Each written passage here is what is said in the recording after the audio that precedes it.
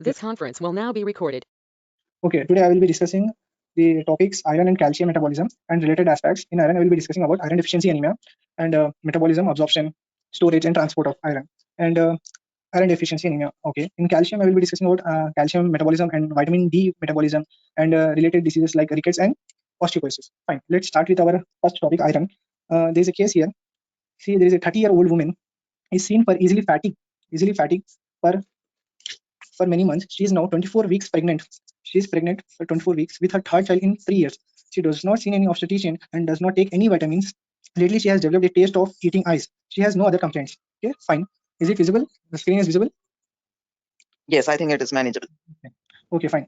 So what is the complete blood count here is? Here given complete blood count is about hemoglobin. Hemoglobin is 7.1, which is less. What is the normal value of hemoglobin? It is vary among ages. Like in children, it is 11 to 13 gram per deciliter, and in males it is 14 to 18 grams, and females it is 12 to 16 gram per deciliter. So it is 7.1. Then the levels of hemoglobin has gone down. Next is hematocrit. Hematocrit level percent is here 23%. Is it normal? So what is the normal value of hematocrit is? In it differs with gender in males and females, and in males it is about 38 to 48%, and in females it is about 35 to 45%. So here given value is 23%, which is decreased when compared to 35. It is decreased. So hematocrit is decreased. Now let me ask you a question. What is a hematocrit? I'll be just discussing in this case only what is hematocrit and what is MCH, what is MCV, and what is MCHCO here itself. So hematocrit here, let's discuss hematocrit. Okay, in simple language, if I say hematocrit, say take this test tube and fill it with coagulated blood, and then centrifugation. First blood plus anticoagulant. After centrifugation, we can see this with a 3 layers over here. Okay, so it is divided by density. Based on density, these layers divided into 3 layers. First layer is the layer of RBC, and second layer is buffy layer, and this is plasma. Okay, RB is this layer RBC is also known as packed cell volume. So what is the formula for hematocrit is?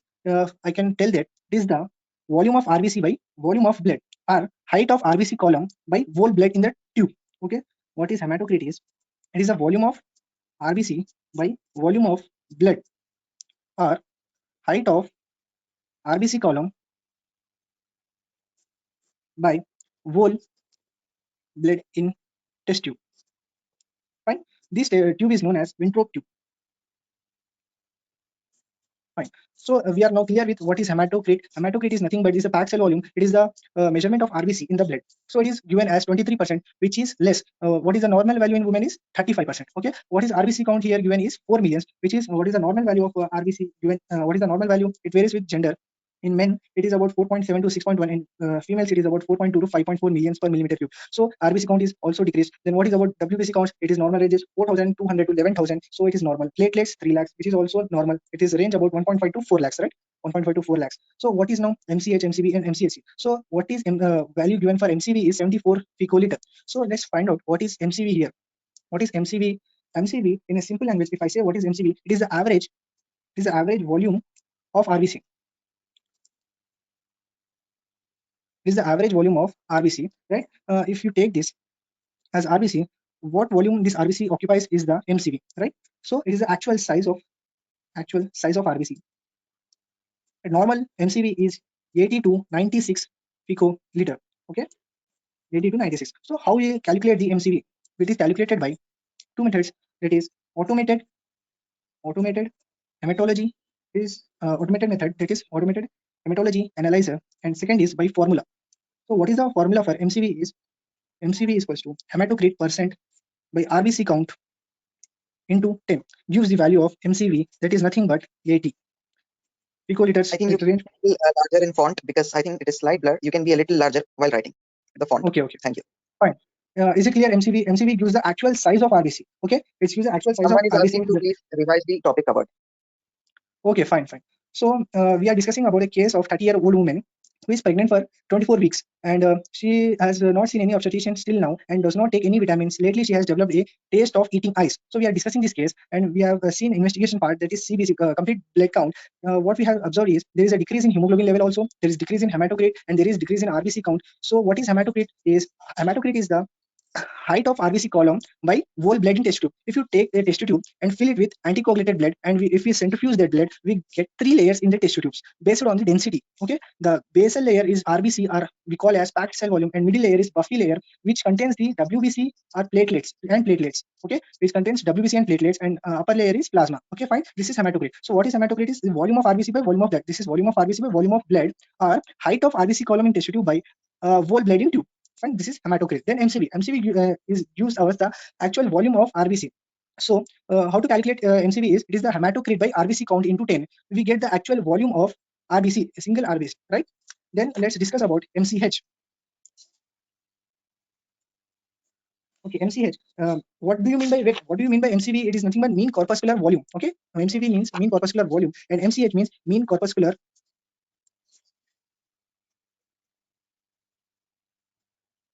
hemoglobin.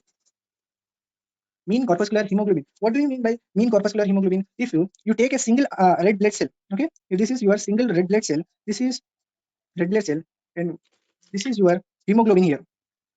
This is your hemoglobin here. So the average content, so write MCH as, it is the average content of hemoglobin per red cell, Okay, it is the average content of hemoglobin per red cell. If this is the hemoglobin per RBC, so we will calculate it by MCH. So MCH is, it is the average content of hemoglobin per red cell. How we calculate MCH is by a formula known as hemoglobin in gram per deciliter by RBC count into 10. By this formula, we will get to know that what is the amount of hemoglobin per red blood cell, right? This is the MCH, mean corpuscular hemoglobin. Is it clear till now? Please tell me in chat box. Is it clear? Okay, thank you. Now let's discuss about MCHC. So what is the normal value of MCH? What is the normal value of MCH is 27 to 31 picogram by cell. This is the normal value of MCH. So what is the value given in question is MCH is 22 picogram, which is normal value is 27 to 31, which is less. So MCH is less. What is MCV value given is 74 picoliter, and what is normal is 80 to 96. So MCV is also decreased. Now what is MCHC? It is nothing but mean corpuscular hemoglobin concentration.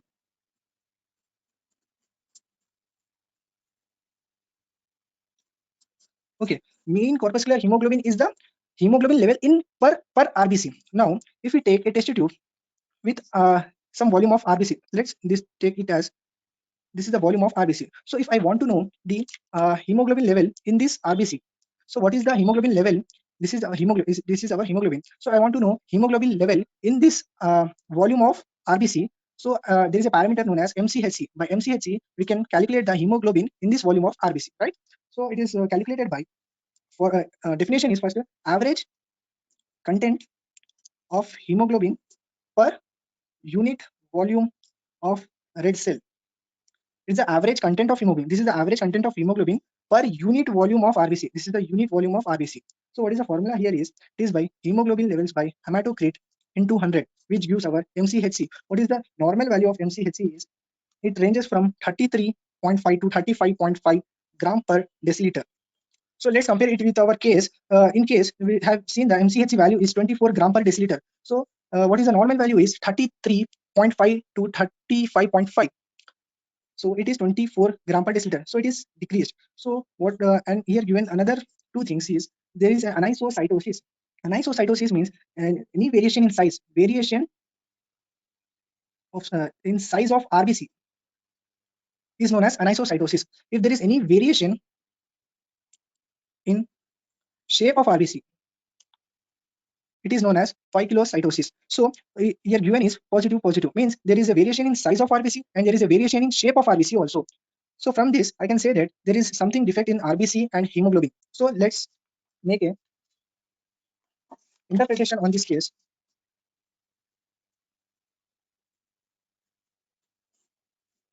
So what is my If anyone wants interpretation the case to be remitted, then they can put in the chat box. Yeah, shall I repeat the class? No, fine. So what is my interpretation is there is decrease in hemoglobin here, and there is decrease in hematocrit here, and there is decrease in RBC count here, and there is decrease in RBC indices. We can say this RBC indices. These three together known as RBC indices. Fine. So these are decrease in RBC indices, and we can see this anisocytosis also and 5-kilocytosis also. So from this, what I can say is if there is any decrease in RBC count and hemoglobin count, I can say it is known as anemia.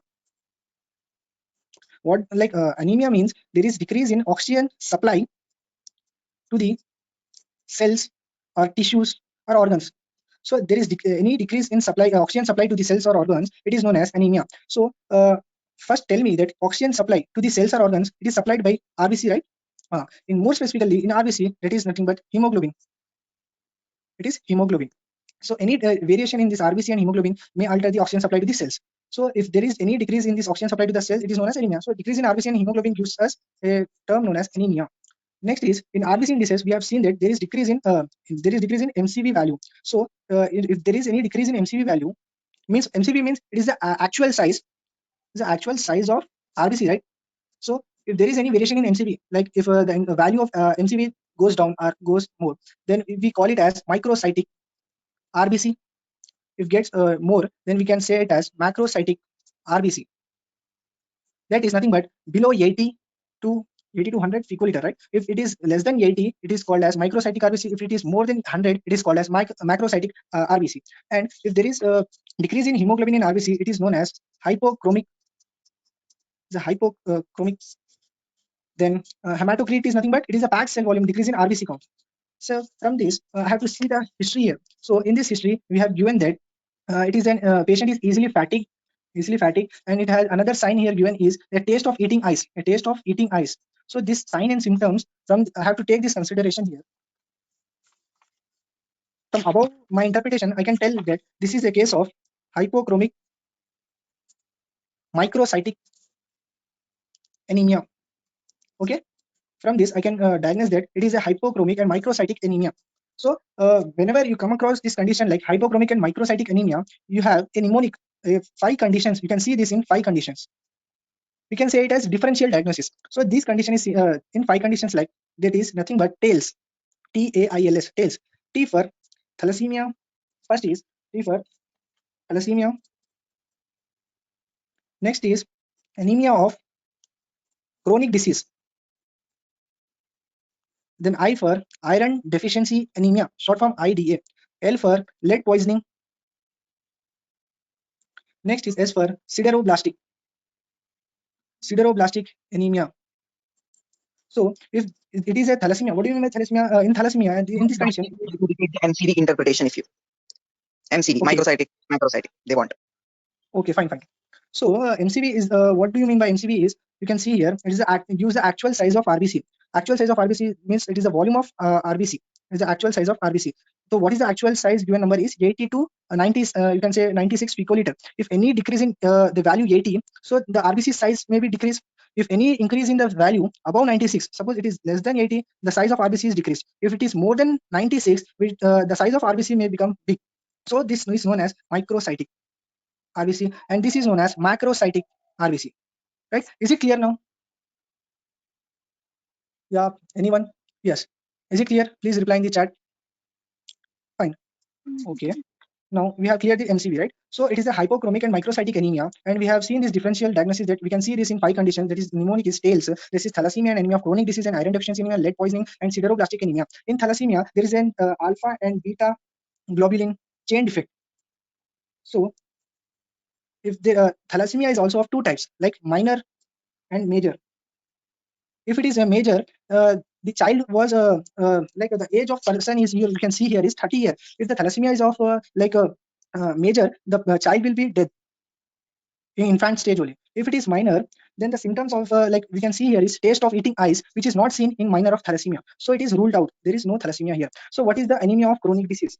And we can rule out this condition is also by iron profile. We do an iron profile in which we can see the iron levels. So wait a second. first we will note first we will see this hypochromic microcytic anemia differential diagnosis. That is thalassemia. We have ruled out thalassemia, right? After that, anemia of chronic diseases. In anemia of chronic diseases, we got to know that anemia of chronic disease means like chronic disease. If we have any kidney disease, if we have chronic kidney disease like renal failure or cancer or chronic infection, we can see this. So in the history, can you see any this type of things like cancer, any chronic infection, or any kidney disease related? In the case, no. So it is also ruled out. The history is also important to diagnose the condition, right? In iron deficiency anemia, we will talk later after these two conditions. In lead poisoning, the history will give us the clear-cut diagnosis that the patient has taken any substance which is harmful. Patient has taken the substance which may lead to pain or anything. So the lead poisoning is also ruled out. So there is again sideroblastic anemia, which is mostly seen in like alcoholic or other conditions. Ma'am, can you mute your mic? Okay. Sideroblastic anemia is also ruled out because it is not, it is seen in mostly like alcoholic. So what is left is here is iron deficiency anemia. In iron deficiency anemia, it is we can easy symptoms is the patient goes easily fatigued, and it is also the patient may develop pica. What do you mean by pica? Anyone in the audience can say me what do you mean by pica? Arbas, you have any reply? Yes, not yet. Just a second. Tendency to eat mud, eating non-edible things like chalk, Yeah, seen in right. children. Something. Rubber Right. cutting. No, it can seem in women's also at more than ages also. Adults, we can see adults also, right? Yeah. What first I will say about pica. What do you mean by pica is it is a persistent consumption of substance with no significant nutritional value. As someone said, eating mud, eating chalk, does this have any nutritional value? Nutritional value? This mud and chalk, does it has a nutritional value? No. So what is the definition of pica is persistent consumption of substance with no significant nutritional value. Like there is no substance like no significant nutritional value. What are the things like in our case we have seen that lately she has developed a taste of eating ice has no significant nutritional value, like it is a water, but she can drink water also, but there's no a taste of eating ice is something different, that is nothing but pica. So some other substances you can come across in pica is dirt and mud is same, and paint. You can see the pica patient may also consume paint and also the soap also. So is the pica is clear? Is the pica is clear? Yes. Okay, fine. So it is now my conclusion. After this conclusion, is my diagnosis here is it is a case of iron deficiency anemia. Fine. Now let's discuss the iron metabolism.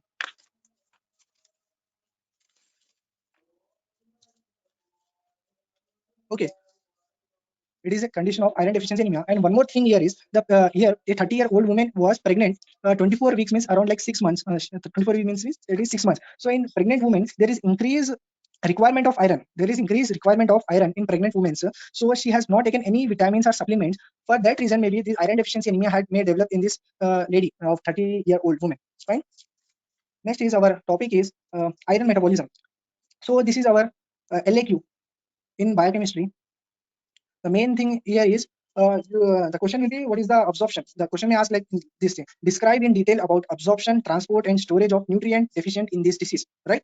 Absorption, transport, and storage of nutrient deficient in this disease. So first, going before to the absorption and transport and storage, first I will be discuss the few things about iron. First thing is what is the total body iron? This is a total body iron is it is about 3 to 4 grams. Right? It is about 3 to 4 grams. Second thing is what are the functions of iron? Functions of iron, the main function of iron you come across is it is the part of hemoglobin. It is a part of hemoglobin. And next is a content of myoglobin, and we can see in other it is a constituent of many other things like cytochrome and iron sulfur protein and cytochrome 4p450 and enzymes like catalase, peroxidase, and xanthine oxidase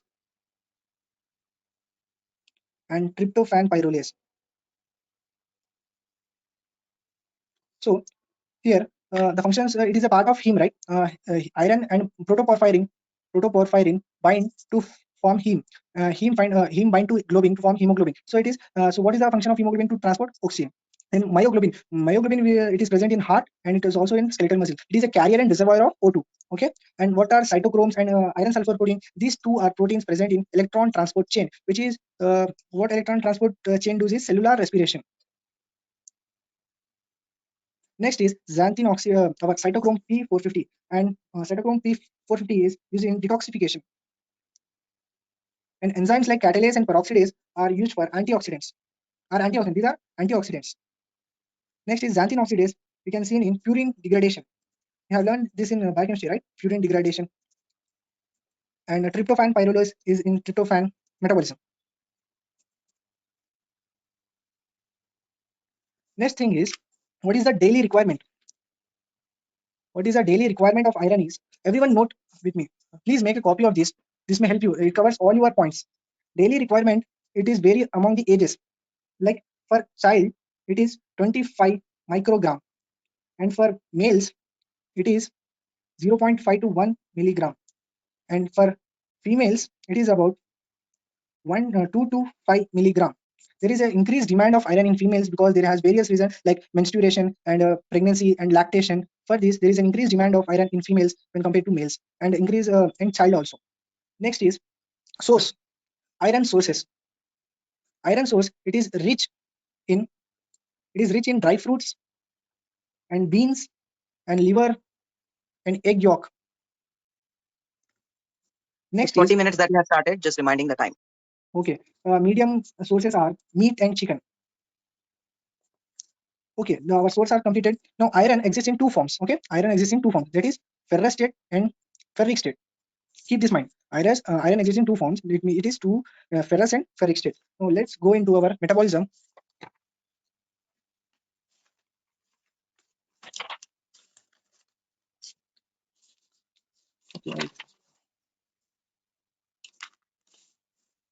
Okay, everyone draw this diagram.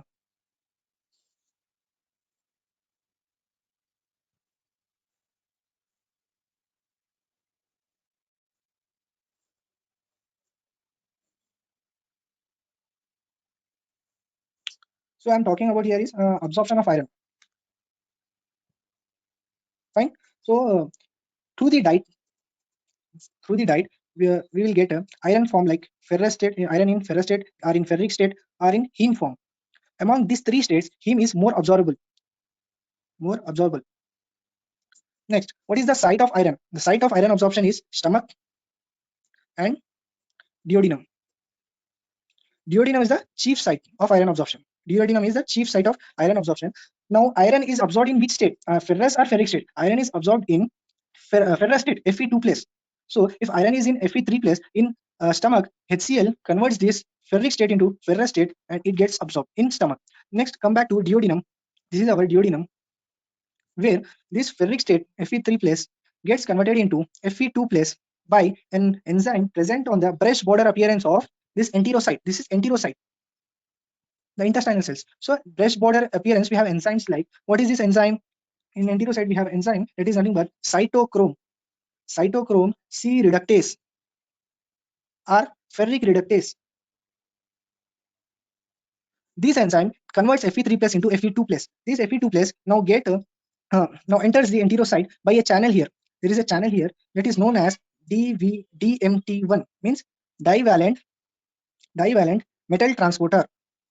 This is known as divalent metal transporter. Through this channel, the ferrous state of iron enters into the enterocyte. In enterocyte, near the basal area, we have another enzyme known as, this enzyme is known as ephestin, which converts this ferrous state into ferric state. This ferric state binds with apoferritin. This binds with apoferritin and forms ferritin in enterocyte. Or this ferric state, sorry, it is ferric state now enters into the blood through a channel here known as a transporter known as ferroportin 1 transporter, known as ferroportin 1 transporter. This ferric state, now let's once again I will repeat here. This iron can through the diet it can be ferric state and or ferrous state. Now in the stomach, this ferric state is converted into ferrous state and gets absorbed. In duodenum, the cytochrome C reductase, which is present on breast border appearance of enterocyte, which converts this ferric state into ferrous state. These ferrous states enter into the enterocyte through the DMT1, that is nothing but divalent metal transporter. Through this channel, this ferrous state enters into the enterocyte and gets converted into ferric state and get attached to apoferritin and forms the ferritin and stored in enterocyte. Or this ferric state may enter into the blood through a channel here. This is ferroportin 1 transporter. Now this ferric state is in blood. Now this ferric state attaches with the transferrin. Okay, this attaches with transferrin. This is the shape of the transferrin. So before going to the transport in absorption, if you have any doubts, please tell me. If I should repeat this topic, absorption or anything. No, thank you. So in absorption, another fact is here. You have to know what is the factors affecting the absorption, which favors and which is inhibiting. Okay, let's take a good page. Here, favors, factors which favors and which inhibit. The factors which favors the iron absorption here is, first thing is HCl, second is vitamin C and amino acids, and next is sugars. And the factors which inhibits are phylates, carbonates, tannates. Next is tetracycline. So the phylates is seen in vegetables, green vegetables, and carbonates, which is seen in beverages, and tannates is seen in coffee or tea, and tetracycline is a drug. So these things which will inhibit the iron absorption, okay, and which favors is HCl, vitamin C, amino acids, and sugars. Let's keep this apart. I think you can quickly repeat the absorption part quickly because some people are asking. Okay. And do add about the hepcidin part. Someone is asking. What? Hepcidin, role of hepcidin in iron absorption. Okay, fine. So this is our ferrous state and ferric state. It now this enters through our diet, and heme is easily absorbable. Now in the stomach, the iron has absorption site at stomach and duodenum. In the stomach, the more chief site for absorption of iron is duodenum, right? So in stomach, the HCl converts the ferric state into ferrous state and it gets absorbed. Then in the duodenum, the ferric state comes and converted into ferrous state by an enzyme known as cytochrome C reductase or ferric reductase. Now this ferrous state enters the enterocyte through a channel known as DMT1, divalent metal transporter. Now in this enterocyte, this ferrous state may attach to apoferritin and form ferritin, which is a storage form in the enterocyte. Or this ferric state may go out may enter into the body through blood, and in the blood it may attach to transferrin through this channel known as ferroportin 1 transporter. Is it clear? And this hepastine is the enzyme which converts the ferrous to ferric state. Sorry, it oxidizes ferrous to ferric state. I think that's clear. Otherwise, I have to cover a lot more. So let's take the doubts later. Okay. Now, hepcidin part will cover after this session. Okay. This transferrin has 6 sites for iron binding. So the iron binds only at the 2 sites. Okay, iron binds only at the 2 sites of the transferrin. That is known as, let's take this. This is our transferrin molecule. It has 6 sites, but iron iron binds to transferrin only at 2 sites because transferrin allows only for binding at 2 sites only. Because in normal physiological condition. So what is the transferrin saturation then? The transferrin saturation is, there are 6 sites for iron binding, right? So write that in denominator there's 6, and how many iron molecules are binding at transferrin is only 2. So transferrin saturation is 1/3, that is nothing but 33%. So only 33% is a transferrin saturation. Remaining sites will be open, will not be bind here iron in the normal physiological conditions. Okay, next is total iron binding capacity. What is total iron binding capacity?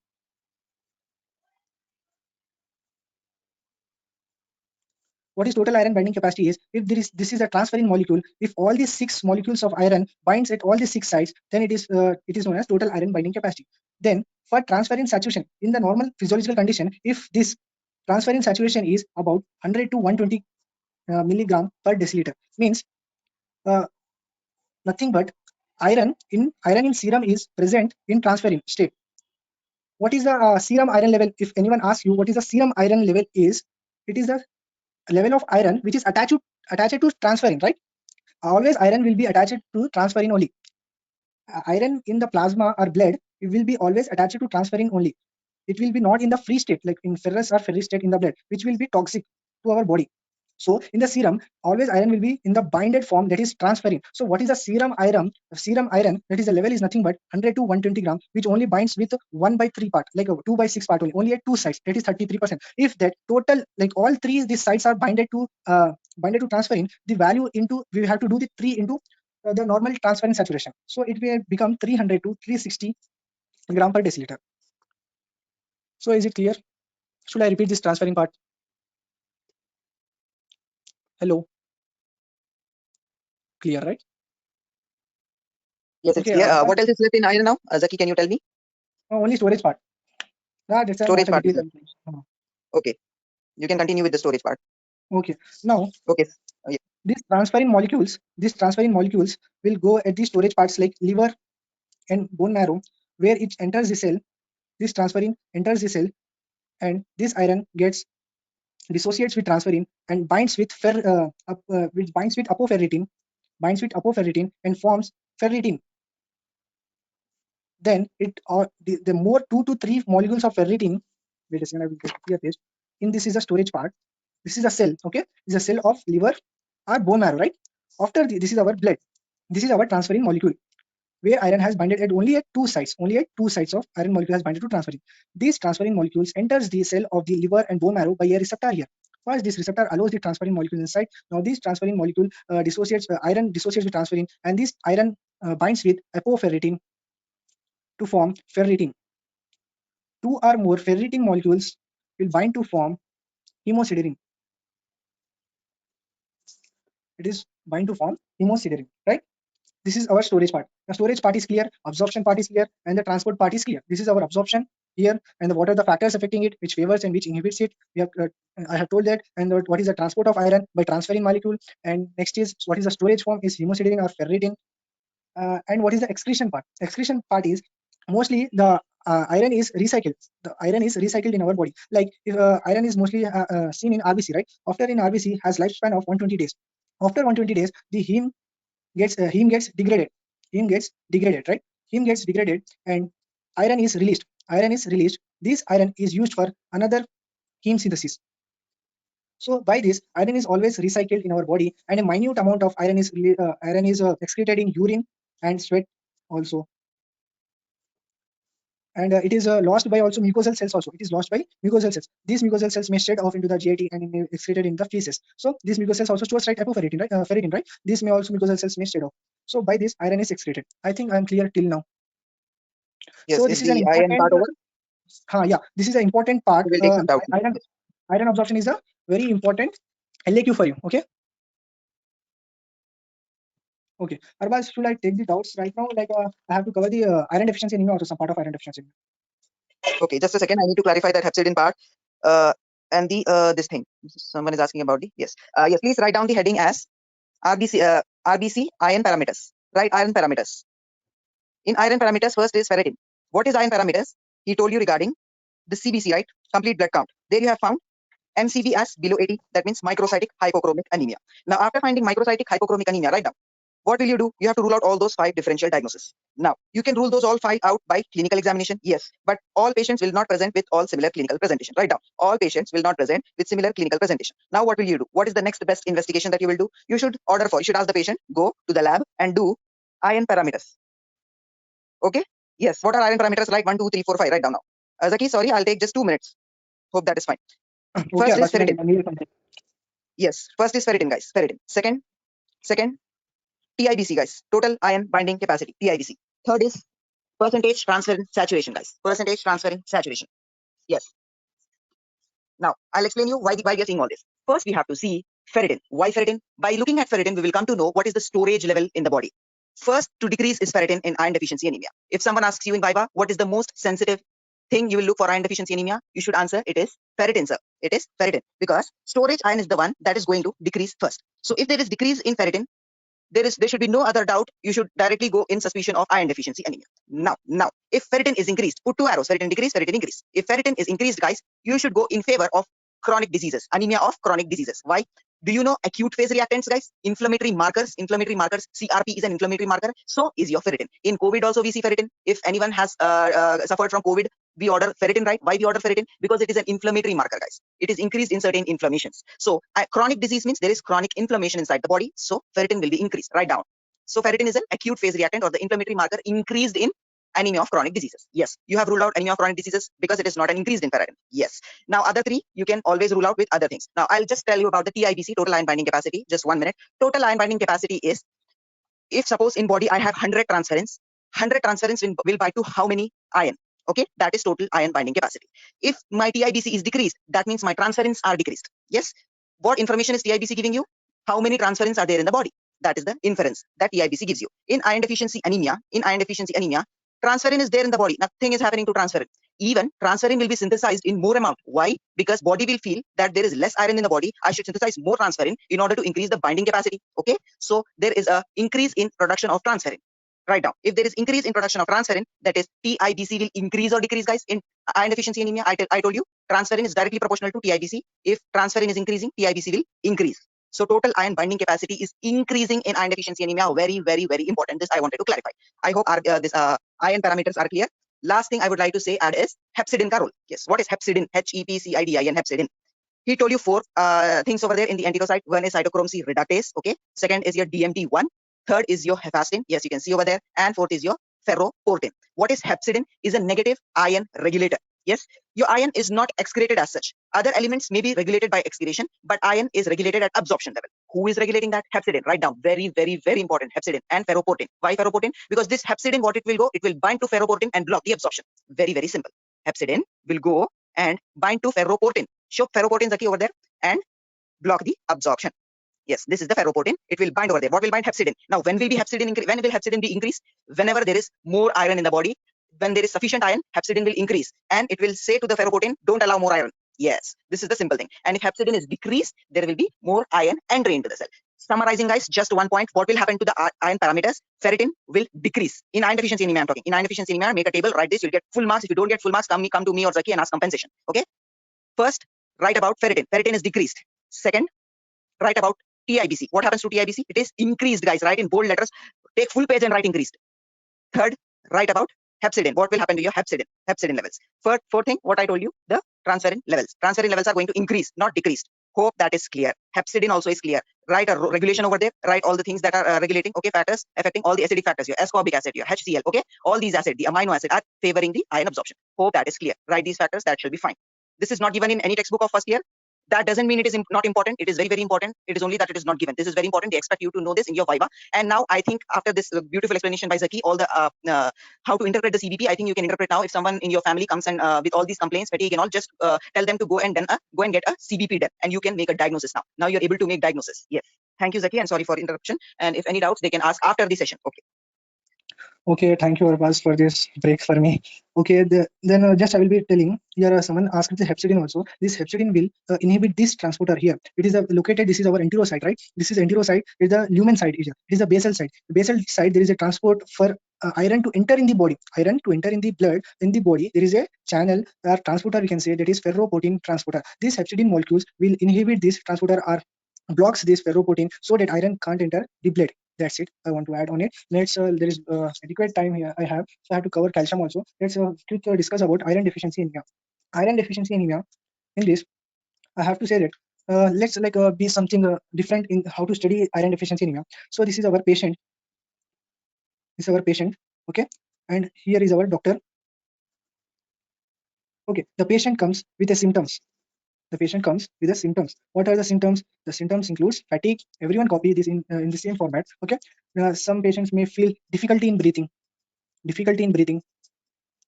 and some may have hair fall, and some may have pica. Okay. Difficulty in breathing is known as dyspnea, and hair fall is nothing but alopecia.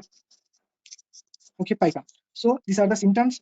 And another symptom is here is unable to concentrate on studies or anything. So these are the symptoms given by the patient to the doctor. When you imagine yourself right now, you are in the OPD, outpatient department, and here is a doctor, and you are in between them. You are observing both. So this is our patient came with iron deficiency anemia, and telling this is my symptoms like fatigue, difficulty in breathing, hair fall, pica, and unable to concentrate. So what the doctor do is examine the patient.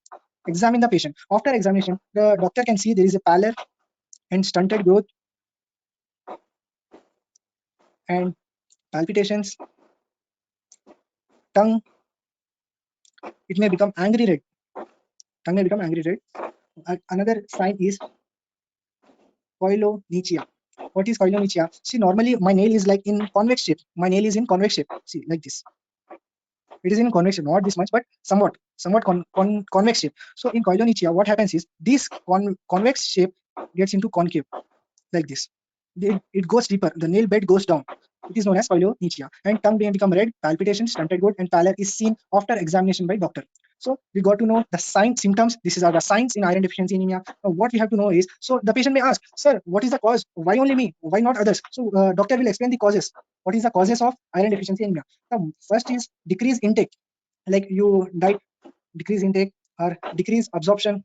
You know the what factors will decrease the absorption of iron, and increase requirement of iron. In, like, she is pregnant, there is increased requirement in pregnant women, or you can see in pregnancy, in children's, growing children's, and in lactation. Fine. And it is another cause is blood loss. So blood loss, like in accidents, or hookworm infection, or peptic ulcer, or colon cancer. So in this blood loss condition, like in hookworm infection and peptic ulcer and colon cancer, you can see blood in stool. Okay, blood in stool. Next is this one. Like another thing is I have to add here is, for iron deficiency anemia, we have to add one more part is, what is the investigations? What doctor do the investigation part? So first is by complete blood count. Next is stool examination to rule out these causes like blood loss. In some cases, based on history, okay, based on history, doctor may give stool examination or biopsy. Mostly not preferred, but it is a gold standard in iron deficiency anemia, because it is an invasive method, right? You have to invasive method. There is a risk of infection, so biopsy is not preferred. And another thing is iron profile. It is important. Dr. Arbaz has already covered this iron profile. I thought I will be covering this in here. So iron profile, it includes like serum iron. Serum iron, I have already discussed that the iron binded with transferrin. Iron binded with transferrin is known as serum iron. So in iron deficiency anemia, serum iron goes down, and serum ferritin is also goes down, and total iron binding capacity increases. And percent transferrin saturation is decreased. If suppose like there is no iron to bind, so this percent saturation for will goes down, right? It goes down. You have any doubts here in investigation part? No, right? Okay, fine. It is clear. So in iron deficiency, I'm talking only about iron deficiency. There is 3 stages. First is decrease storage iron. Decrease storage iron means decrease in ferritin level.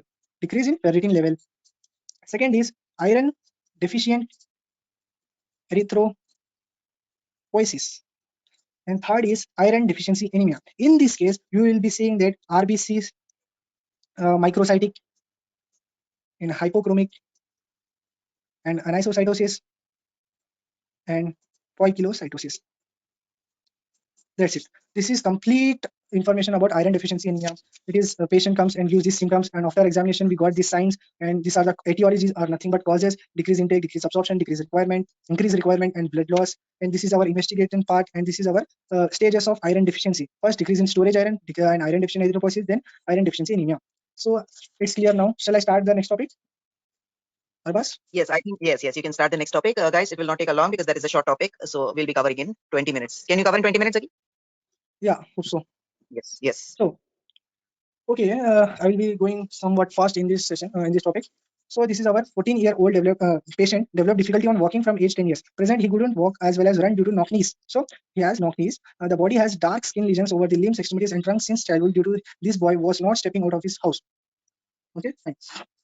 So in this case, I have discussed. I have sent a pic in your WhatsApp group yesterday. There's a pic, right? The age was the boy. The boy in this pic was 14-year-old. I'm discussing the same case here. The boy in the pic was 14-year-old, and you can see the dark skin of him and lesions over the limbs, extremities, and trunks. Okay, he was not stepping out of his house. So the investigation part here given is serum calcium is 9, which is like normal serum calcium level is around. Normal serum calcium level is upon 8.8 to 10.8 milligram per deciliter. And what about 25 hydroxy vitamin D? So what 25 hydroxy vitamin D normal levels are If below 20 milligram per ml, we will call it as deficiency. So it is 8.1. It is very deficient, right? It is very less. So what is the cause in this case? Okay, what is the cause in this case? Due to that severe vitamin deficiency is seen. So here it is a rare case of the skin that is known as skin disease known as ichthyosis hystrix. It is a case of ichthyosis hystrix. In this skin, in this disease, what happens is there is a dark skin and lesions over the limbs and extremities. Due to that, there is a skin is not functional. Or due to this, the skin lesions were very like not comfortable, right? The boy was not comfortable to go out to go out of his house and play like outdoor games or spend the time with the outside. So there is might be possibility of low exposure to sunlight, but the main cause might be the skin may be not functional in these cases. So due to that, there is vitamin D deficiency. Why? Vitamin D synthesis starts from the skin, right? Vitamin D synthesis starts from skin only. So this is a case of what is the case of here? You can see the knock knees. Knock knees means this is our patient. The legs, the knees become close to each other. These knees become close to each other, and the feet go away from each other. The medical terminology, medical term given is it is known as genu valgum. Genu valgum. It is a medical term given to this knock knees. Okay. So here diagnosis is it is a severe vitamin deficiency, and we got a knock knees that is genu valgum. So it is a case of rickets. So it is a case of rickets. Okay. So write about the homeostasis of the element involved in this. So what is the element here is due to the deficiency of vitamin D. So vitamin D function is to absorb the calcium from GIT. Main function is like absorb the calcium from GIT. So if there is deficiency of vitamin D, so there is less absorption of calcium from GIT, or it also reabsorbs the calcium from renal kidney. So there is less reabsorption of calcium from kidney also. So there might be possible of calcium. The element here is calcium is deficient, due to which the bone deformity we can see here is genu valgum. So now let's discuss about calcium. Okay, is it the case is clear? Anyone please reply. Is it the case is clear? Okay, thank you very much. So as I discussed, calcium like iron. Let's get some introduction about calcium also. What is our total calcium? What is our total calcium level in our body? It is about 1.1 kg to 1.2 kg. Okay, right? So next thing is what is the dietary requirement? Dietary requirement of iron is 1 gram. Next is the source of calcium is by mainly rich in milk and its products and also leafy vegetables and fish if you ate with bones. Fine. These are some introduction about calcium. Now let's discuss some functions of calcium. This is our calcium. What are the functions of calcium here is calcium is a very important for bones. Calcium is very important for our bones for mineralization. Calcium is important for bone for mineralization. Next is calcium is important for hemostasis. Calcium is a factor 4. Calcium is a factor 4 which regulates hemostasis, right? I'm going fast because I'm not explaining these topics more deeply. I'm just mentioning the functions where the calcium is used, right? Next is calcium is present in teeth. Calcium is present in teeth, right? Then in muscle contraction. Next is calcium is wait a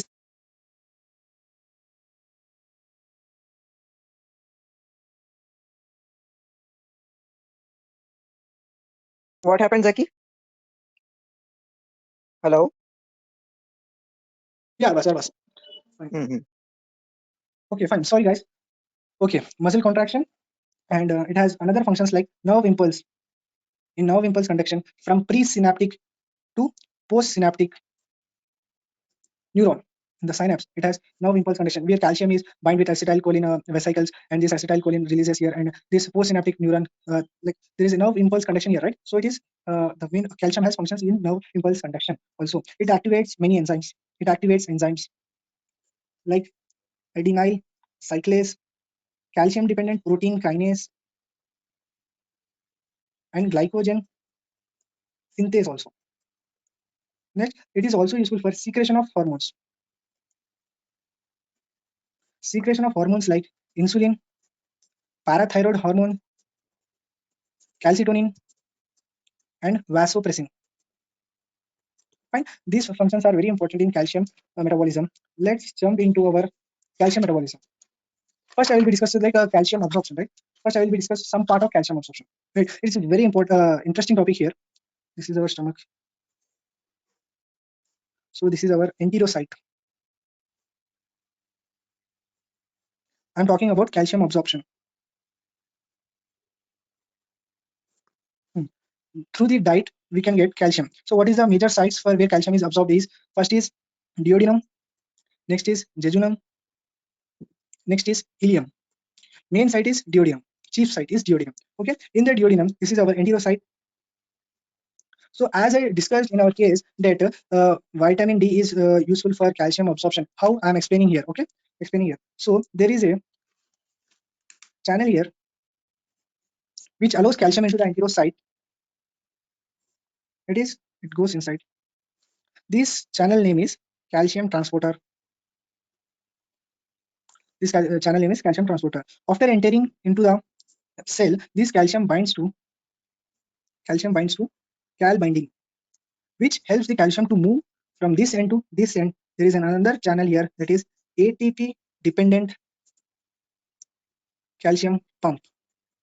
It is ATP dependent calcium pump. This cal binding helps the calcium to move across the cell, and from here calcium moves into the cell, moves into our body, our blood.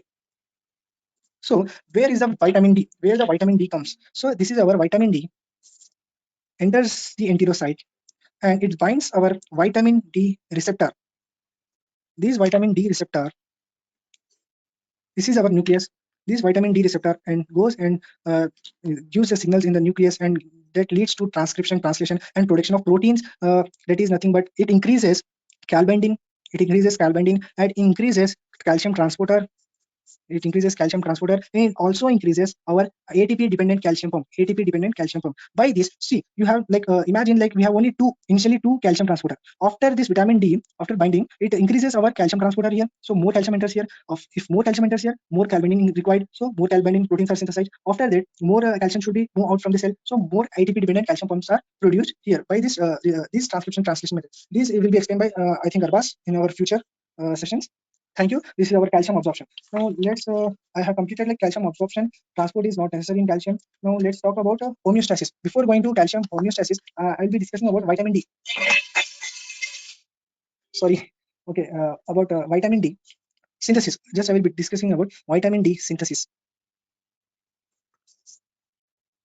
So this is our sun. Our skin.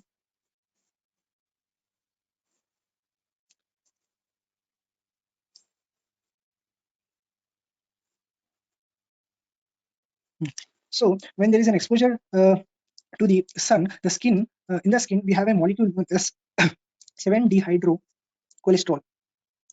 This 7-dehydrocholesterol is converted into cholecalciferol. It is converted into cholecalciferol.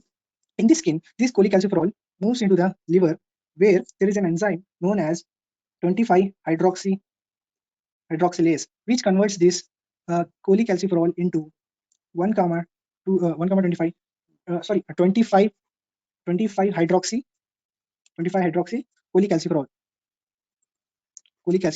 Then this 25 hydroxy cholecalciferol moves into the kidney, where we have an enzyme known as 1 alpha hydroxylase. This enzyme now converts this 25 hydroxy cholecalciferol into 1 comma 2 to 25 dihydroxy cholecalciferol, or known as calcitriol. This is the active form of vitamin D. This is the active form of This is an active form of vitamin D. Is it clear, everyone? Is it clear? Hello, Abbas. Okay. Yes, yes, This it is is clear there. between our vitamin D synthesis. 7-dehydrocholesterol, which is present in our skin, may get converted into cholecalciferol by ultraviolet B rays, UVB rays only. UVB rays. Okay. Then this cholecalciferol 25 hydroxy cholecalciferol, then 1 comma 2 dihydroxy cholecalciferol, that is nothing but calcitriol in the kidney. The active form is synthesized in kidney. Okay. Now we have discussed the vitamin D also. Let's talk about homeostasis of calcium. Okay, this is very important, guys. This is the physiology topic and as well as biochemistry topic also. So we have here. So this is our thyroid gland. When we look thyroid gland from backside, it looks like this, and this is our parathyroid glands. This is our parathyroid glands. Okay, this is our bone, and This is our stomach. This is our kidney. This is our nephron. This is our liver, and this is our skin. Fine. Is it visible? This is our bone. This is our gut, and this is our nephron and kidney, liver, skin. Okay. And this is also Yes, important very for good. your Viva. Okay. Let's start the topic. First, I'm telling about. Wait a second. Before telling this topic, remember this thing. Okay. Before telling this thing, I want to tell that three rule, three rule for calcium homeostasis. For three rule for calcium homeostasis. That is, it involves three organs and three hormone. What are the three organs which calcium involves? Are mainly is our bone. Let's wait a second. What else? Yeah, it is our bone, and it is our kidney, and it is our gut. And what are the three hormones are? It is our parathyroid hormone and vitamin D, active form, and there is calcitonin. These are our three organs and three hormones. You should be see here three rule of calcium homeostasis. Like calcium affects these three organs, and these three hormones controls the calcium homeostasis and three organs by these three organs. Calcium homeostasis is controlled by these three hormones on these three organs. Simple. Calcium homeostasis is controlled by these three hormones on these three organs, right? So what happens to the calcium levels when these hormones like parathyroid hormone, vitamin D, and calcitonin to the calcium levels? Always remember, when I am talking about calcium, I will be talking about phosphate also, because in bone there is a hydroxyapatite. In bone we have hydroxyapatite, which is a compound made up of calcium as well as phosphate, right?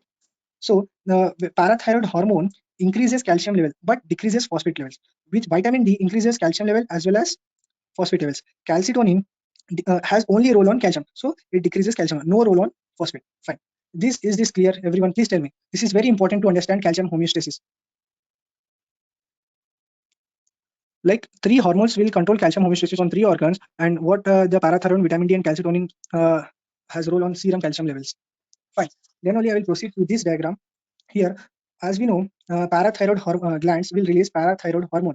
This parathyroid hormone first acts on our bone, and bone it's got resorption. It has function as resorption, which causes breakdown of minerals, which releases the calcium as well as phosphate level. It releases calcium as well as phosphate levels in the blood. Okay. Next, it acts on the kidney. When it acts on kidney, here note down, parathyroid hormone acts on 1-alpha hydroxylase enzyme. I just have told that 1-alpha hydroxylase enzyme converts 25 vitamin D into 1-25 vitamin D. So this parathyroid hormone controls this 1-alpha hydroxylase and converts this 25 vitamin D into 1-25 vitamin D. It is the active form. It is the active form of vitamin D. So parathyroid hormone increases the synthesis of vitamin D in the kidney. And in parathyroid hormone has effect on neuron also. This is our PCT. This is our DCT.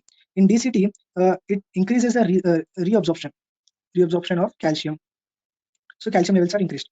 In PCT, it inhibit the phosphate absorption. It inhibit the phosphate absorption. I am talking about only calcium here. Okay.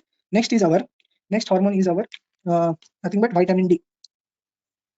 And okay, wait a second. This parathyroid hormone also has an effect on gut. That how it has an indirect effect. It synthesizes the vitamin D. Now this vitamin D, what does it do is vitamin D goes and increases the absorption. So increase calcium and as well as phosphate levels. So parathyroid hormone has indirect effect on gut, right? Is it clear? Is it clear? Parathyroid hormone. Please reply. Shall I repeat parathyroid hormones on three organs: bone, kidney, and Arbas? They are telling it's clear. They are telling it's clear. Okay. Next is our Yeah. Effect on vitamin D. gut. Repeat. Kare. Effect on Okay. gut. Repeat. Oh, wait a second. Parathyroid hormone has an indirect effect on gut. By how? Parathyroid hormone increases the synthesis of vitamin D. By this step. By this step, vitamin D is increased by parathyroid hormone. So this vitamin D now goes and acts on the gut and increases the calcium and phosphate absorption. So this is our indirect effect of parathyroid hormone to the gut. See, it is an indirect effect of parathyroid hormone on the gut. Is it clear? Satvik? Is it clear, Satvik? Okay, fine. Next is our next our hormone is our vitamin D. So what vitamin D first is, it goes here on the bone and it increases the calcium level by same method like parathyroid hormone, bone resorption, breakdown of minerals. There is increase of calcium and there is increase of phosphate levels also. And vitamin D on neurons, it increases the calcium levels in DCT. In DCT increases calcium levels. Also it increases phosphate levels in PCT, primary convoluted tube. Okay, but parathyroid hormone inhibit the phosphate absorption here, but it increases the reabsorption of phosphate also here. So this is the only difference where vitamin D and parathyroid hormone can come across. And on gut, we all know that that vitamin D increases the absorption of calcium and phosphate by this thing. Just now I have explained this thing. Here, vitamin D comes and it attaches to receptor and increases transcription and increases the calbindin and transporters. By this thing, it acts on gut and increases the calcium and phosphate absorption. Fine, is it clear?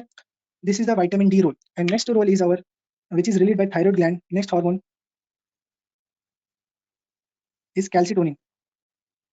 Calcitonin has opposite effect to the parathyroid hormones, like completely opposite effect. Like parathyroid hormone is like a resorption of bone or breakdown of minerals. Calcitonin acts on osteoblast and it forms mineralization. Acts on mineralization first thing, and it acts on gut. Acts on gut and inhibit absorption of calcium and phosphate. And on nephrons, it increase excretion. It increase excretion in PCT and DCT as well as decrease levels of calcium and phosphate levels. That's much. I think this is clear. Any doubt till now? Anyone? No. Okay. Shall I summarize this in a one table? Zakir, I have a doubt. Listen, the calcium and phosphate effect on bone, the effect of vitamin D on bone, is it increasing resorption and increasing the calcium level, or it is helpful in deposition of calcium on the bone? The effect of Sorry for vitamin. that. Yeah. Sorry for that. Vitamin D has two functions on bone. It has two functions on bone. Like for startingly, it helps in mineralization. Startingly, it helps in mineralization of bone. When there is deficiency of calcium, it starts for resorption of bone to compensate the serum calcium level. Okay. Remember one thing, for vitamin D, it has two roles in the bone. First, normally it acts on the bone and mineralize the bone. Second thing, when there is decreased serum calcium levels, for that it causes a resorption of bone. So vitamin D has both roles, resorption as well as mineralization. Anything Thank else? you. Fine. Everyone wants you to summarize what you have said. Okay. For summarize, I will be making a table. Please, everyone, make this table. So this is our parathyroid hormone. This is our vitamin D active form. That is nothing but 1,2 dihydroxy cholecalciferol, and this is our calcitonin. Okay. Next is our bone, kidney, GIT, effects of calcium, phosphate. Okay.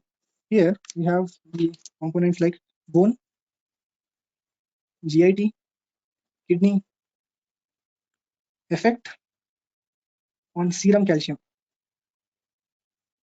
effect on serum phosphate level, and stimulus for secretion. First, parathyroid hormone on bone, it increases bone resorption.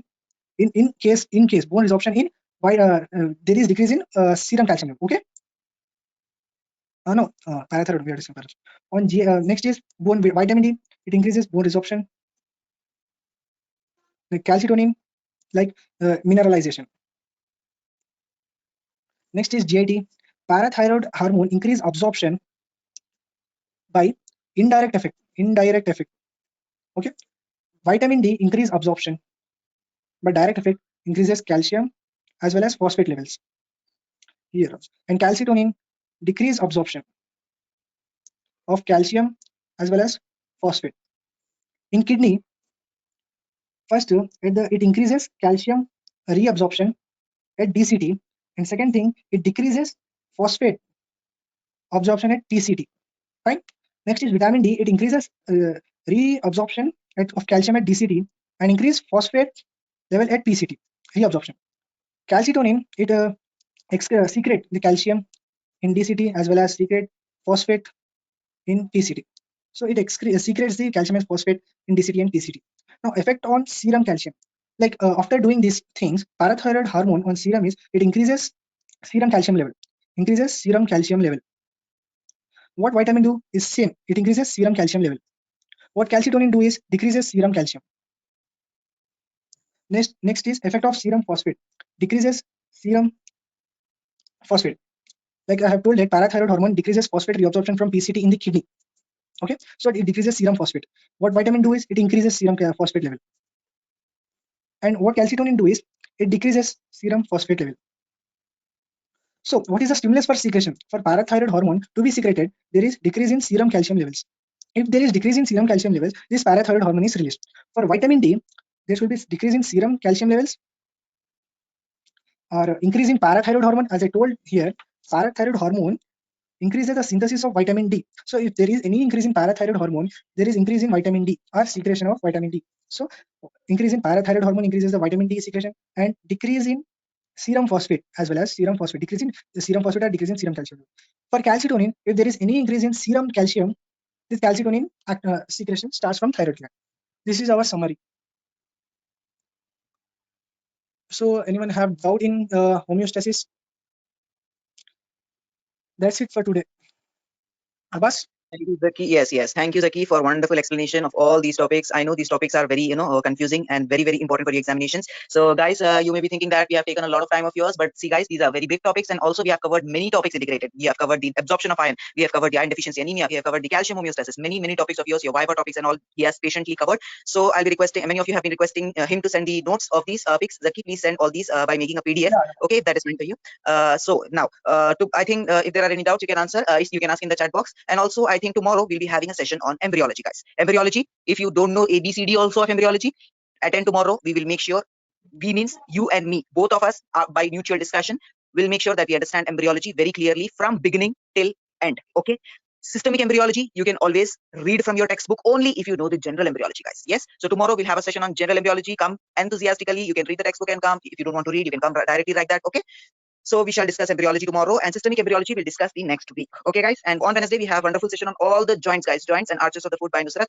And I think next week also we'll be having a session on ECG by Sadat. So very high yield topics are going to be covered, guys, in these 2 weeks. Okay. Hope everything is fine at your side. And also please do fill the feedback form. Everyone, now 56 students are there. Many have attended. Just now they have left. Yes, all of you, please fill the feedback form. Okay, thank you. That's what I want to say. Yeah, Abbas, thank you for that. Everyone, please fill the feedback form. I have covered your practical part and Viva part also, and our calcium absorption, metabolism, and iron metabolism, and iron deficiency anemia. Everything I have covered. So you just fill the feedback form. That's it. Thank you so much for attending the class.